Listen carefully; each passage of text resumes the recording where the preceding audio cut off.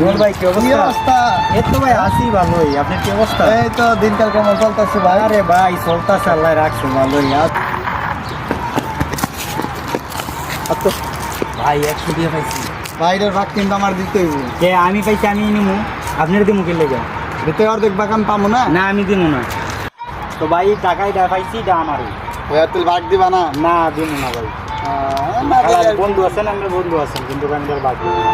আচ্ছা আচ্ছা হ্যাঁ? ভাই আমার ভাগ দিতে হইবে। এখন তো ভাই মানি ব্যাগ আমি পাইছি এখন তো আমার ভাগ দিতে হইবে। না ভাই না না না না।